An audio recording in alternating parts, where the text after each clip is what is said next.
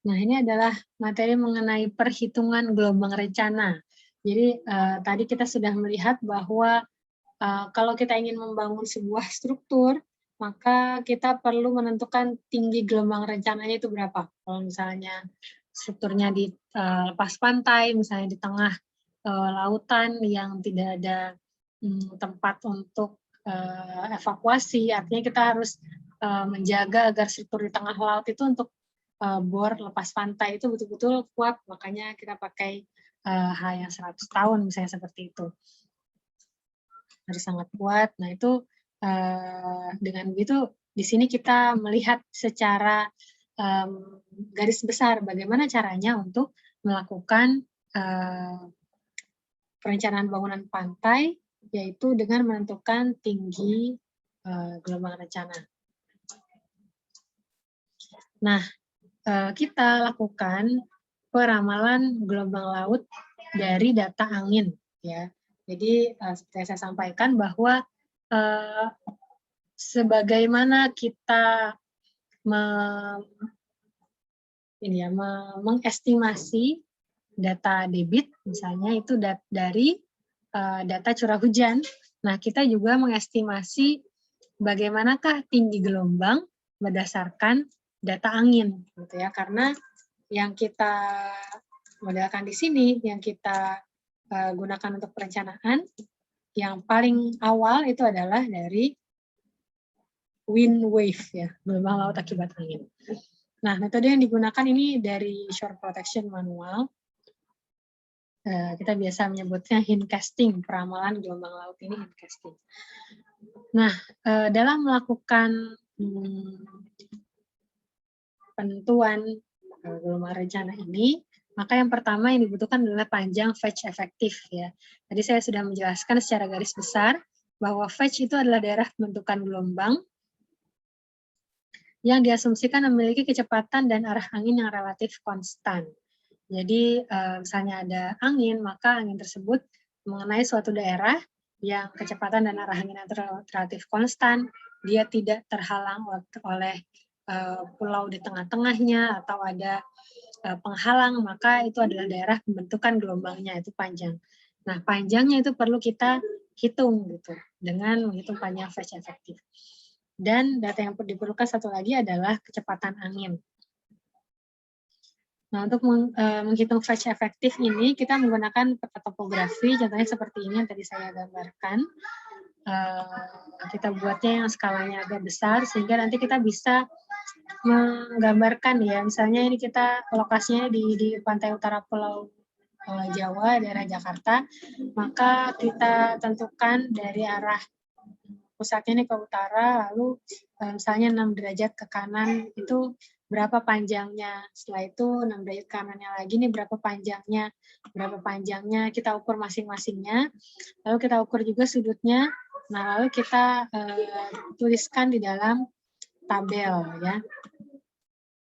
Nah, kita tuliskan dalam tabel seperti ini, berapa sudutnya, lalu berapa kosinusnya, kita tuliskan panjang fetch-nya yang sudah dikonversi sesuai dengan skala peta, ya. Nah, baru kita kalikan panjangnya dengan cos sudut tersebut. Nah, lalu kita jumlahkan sehingga panjang fetch efektif untuk satu arah tertentu adalah sigma x. X adalah panjang fetch-nya itu dibagi dengan sigma cos alpha ya di sini.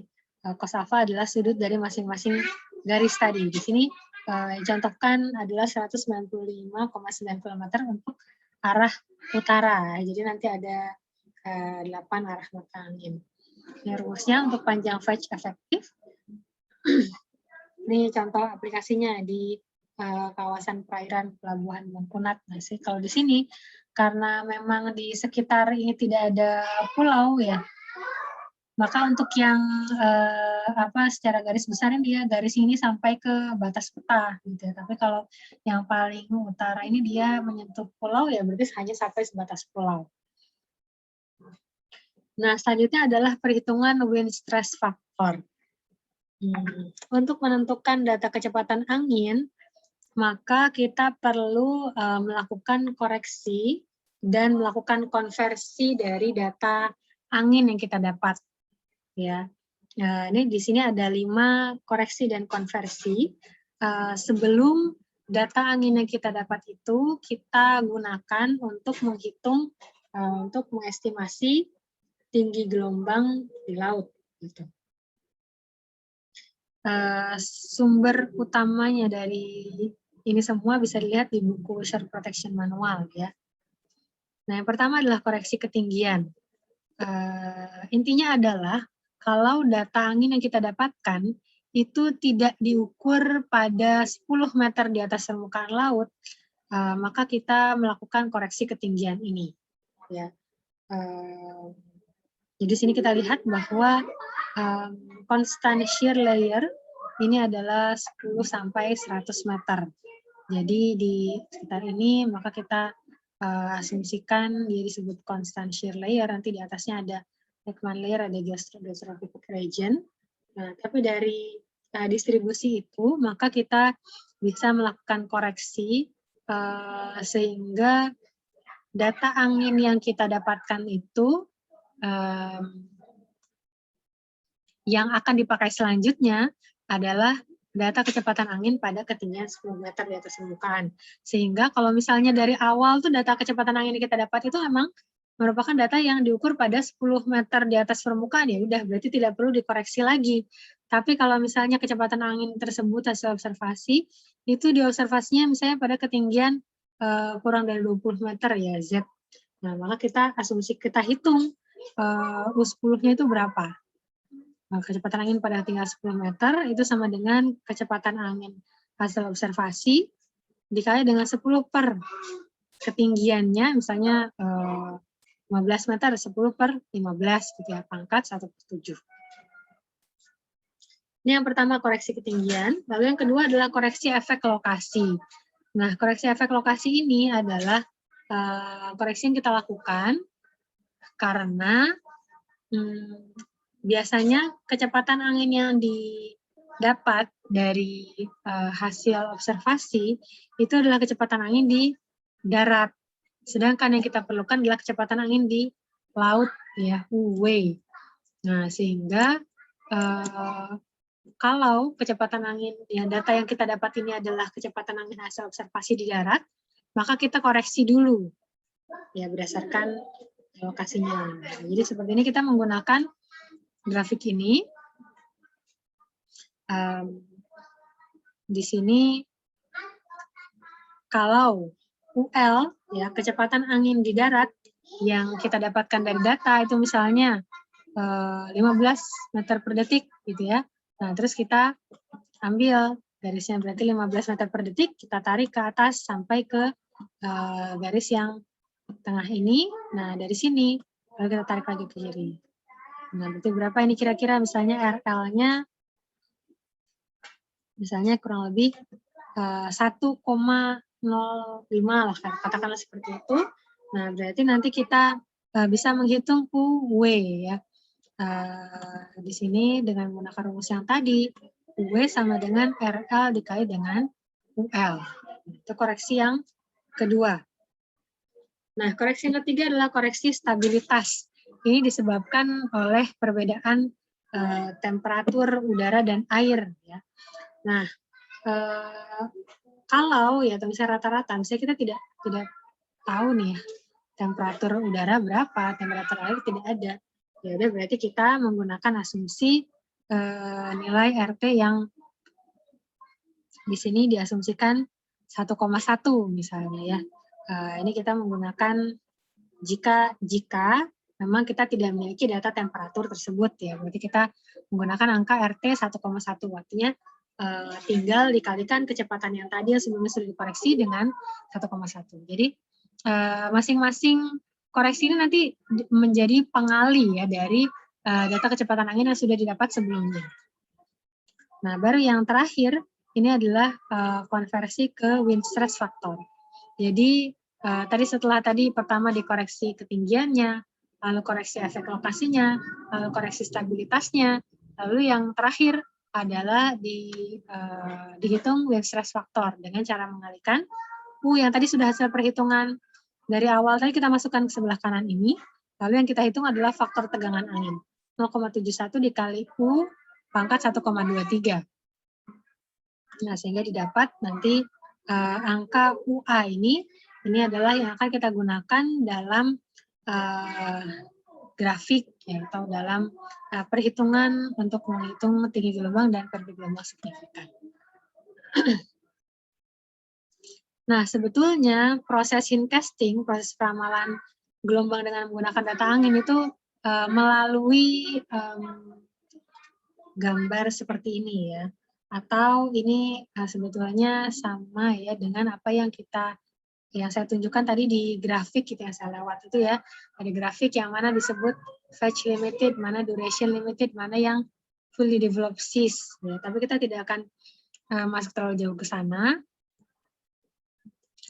Intinya adalah ketika kita memiliki sebuah data, beberapa set data, ada panjang fetch, lalu ada wind stress factor, dan ada durasi, maka nanti gelombang itu bisa dikategorikan ya, apakah dia fully developed seas, ya, apakah dia termasuk gelombang yang tidak terhalang oleh panjang fetch, tidak terhalang oleh durasi, dia bisa terbentuk dengan sempurna, sehingga kita bisa tinggal menggunakan rumus ini, atau tidak. Ya, kalau misalnya tidak, berarti kita menghitung dulu ini misalnya panjang fetch minimumnya, baru akhirnya kita bisa dapatkan tinggi gelombang dan periode gelombang signifikannya.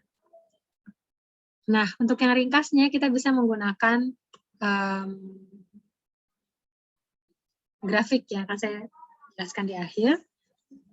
Nah, ini dalam aplikasinya, contohnya jika kita sudah akhirnya misalnya mendapatkan wave rose ya, kita sudah mendapatkan tinggi gelombang signifikannya, maka kita ini contohnya bisa kita gambarkan dengan wave rose seperti ini. Nanti di berbagai arah, berapakah tinggi gelombang signifikannya di arah tersebut gitu ya.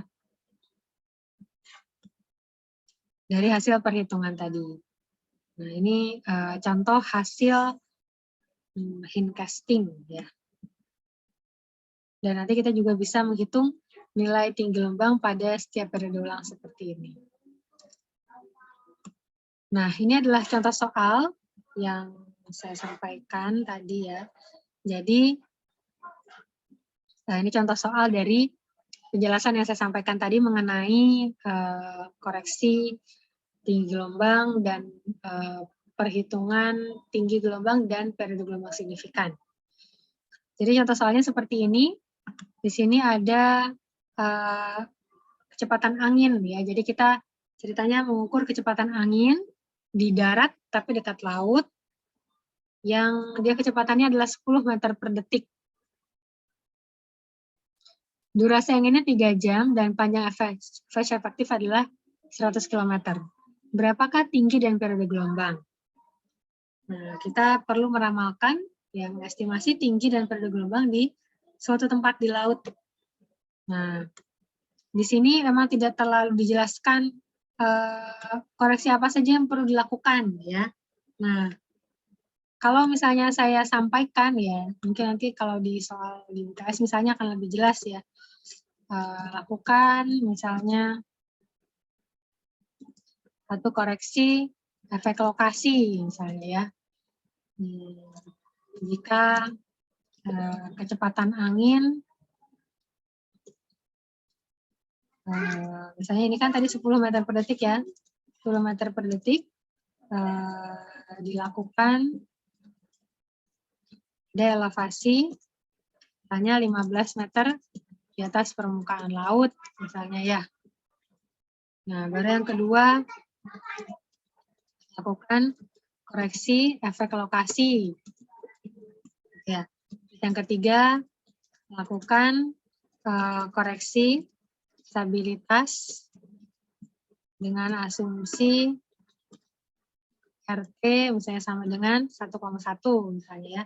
Ini kenapa? Karena kita asumsikan bahwa kita tidak memiliki data temperatur ya. Jadi artinya 1,1 misalnya begini. Lalu koreksi stabilitas baru terakhir lakukan perhitungan wind stress factor misalnya gitu ya. Nah, kalau di sini di soal ini dia memang hanya hanya menyampaikan seperti ini saja, sehingga yang dilakukan itu pertama langsung ke koreksi efek lokasi, ya, karena tidak disebutkan kecepatan anginnya itu diukur pada elevasi berapa. Nah, kalau misalnya disebutkan seperti ini, maka kita gunakan rumus yang tadi di halaman tadi, ya. Jadi nanti 10 gitu ya. Berapa mudah ya, tadi rumus yang tadi tinggal diaplikasikan ke sini. Nah, kalau di sini kita di contoh soal ini, kita langsung diminta untuk melakukan koreksi efek lokasi, ya.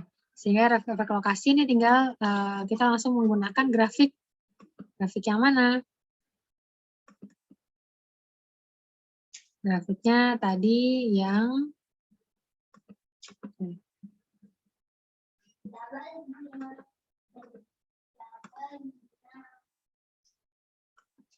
katanya dia 10 meter per detik kecepatannya. Ini, jadi karena diketahui 10, misalnya 10 meter per detik, berarti di sini kita tarik ke atas. Nah, setelah itu ke kiri. Nah, sehingga di sini misalnya anggap 1,2 sekian ya. Oke.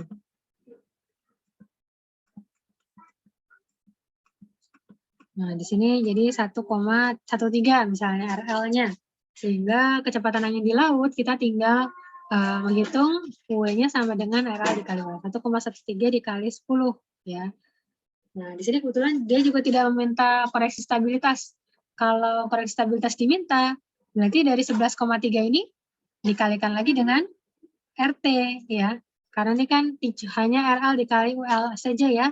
Sedangkan kalau koreksi stabilitas berarti kita perlu menghitung dikali lagi dengan RT. Nah, baru di akhir dihitung faktor ketegangan angin sehingga dari hasil yang akhir tadi kita masukkan sebagai UE ini 0,71 dikali 11,3 pangkat 1,23. Jadi hasil faktor tegangan angin ini adalah 14,01 meter per detik. Nah, sehingga di hasil perhitungan bagian awal ini kita mendapatkan beberapa hasil perhitungan ya. Yang pertama adalah ini faktor tegangan angin 14,01 ya meter per detik satuannya. Lalu dari soal ada panjang phase-nya 100 km. Ya, di sini panjang phase 100 km. Dan sebetulnya ada satu lagi yaitu durasi ya. Jadi di sini di soal diketahui durasi angin adalah 3 jam. Nah, jadi sebetulnya dari 3 hal ini kita bisa mengestimasi tinggi gelombang dan periode gelombang signifikan.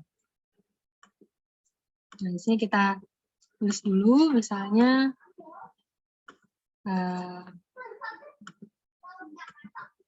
U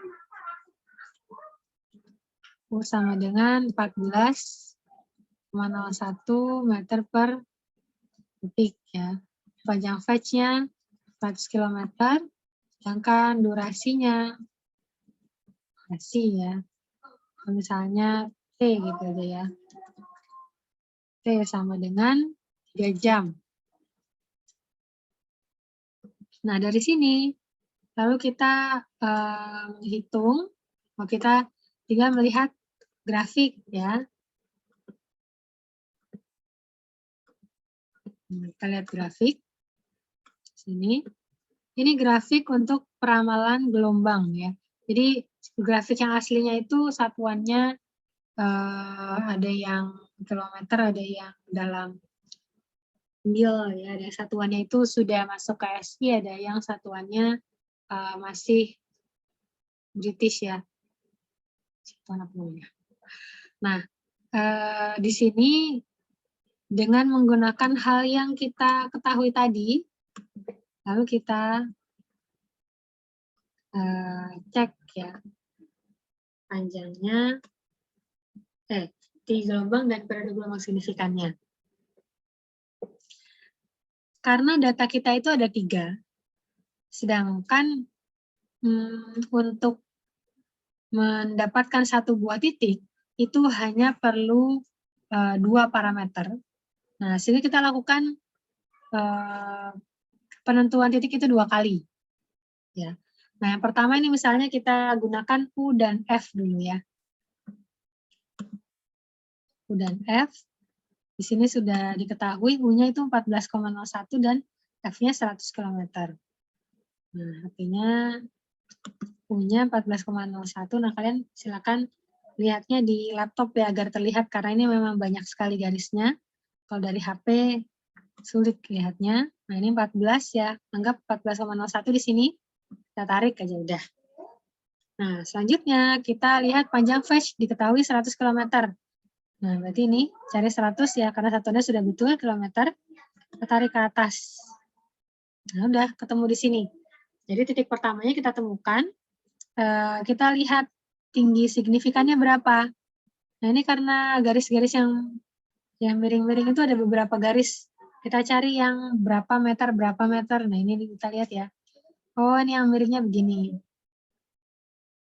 Ada 2 meter, 2,5 meter. Nah, ternyata untuk titik yang kita dapatkan di sini, nah garisnya ini ya, kurang lebih ya, dia itu ada di antara 2 dan 2,5 meter. Berarti kita catat dulu. Dia H signifikannya untuk yang pertama ya. H signifikan itu sama dengan anggap 2,25 meter. Nah, satu lagi, periodenya gimana? Nah, periode itu yang mana nih? Ada yang satuannya jam, ada yang satuannya detik. Nah, kalau jam itu kan durasi ya, durasi angin bertiup. Nah, kita pakai satuannya detik yang ini karena dicontohkan 7D ya periode. Nah, satuannya detik itu adalah yang garis putus-putus ya. Nah, ternyata garis putus-putusnya ini sebenarnya dia pas menggambarkan. Nah, sehingga pas di sini putus-putus.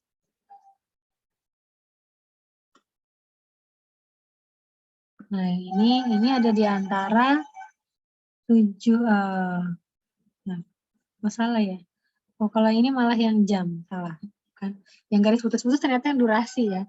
Yang detik itu adalah yang miring gini. Nah, ini ternyata pas kena ini adalah 7 detik ya. Kadang yang sebelumnya ini adalah 6 detik, 7 detik, ya 8 detik. Nah, berarti kita dapatkan untuk yang 2 yang pertama, tinggi gelombang signifikannya adalah 2,25 meter, sedangkan periodenya adalah 7 detik. Nah, coba kita lihat cocokan dengan jawabannya ini. Nah, mirip ya, 2,25 meter dan 7 detik. Oke, ini yang pertama sudah ada, kita simpan dulu. Nah, sekarang kita cari dengan yang diketahui satu lagi, karena kita masih ada yang belum kita gunakan adalah durasi. Ya. Durasi yang 3 jam. Udah tinggal kita cari lagi garis yang durasinya 3 jam. Itu ini ada 1 jam, ada 5 jam. 1,5 jam, 2 jam. Nah, berarti 3 jamnya itu, ini berapa jam ya sebelah sini?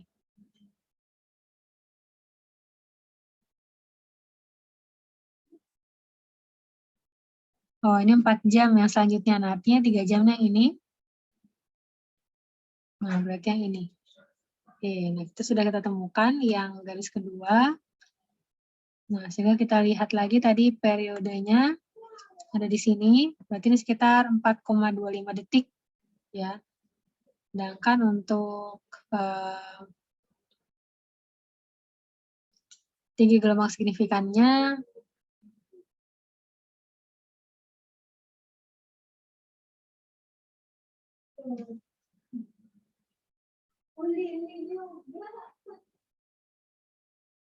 nah, ini sekitar 1,25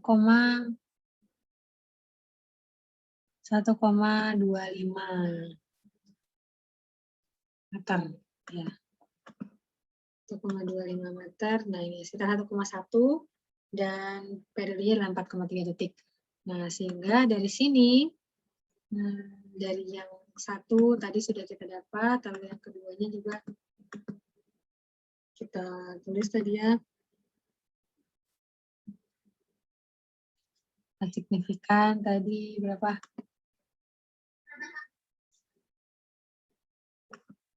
Biar kita lihat.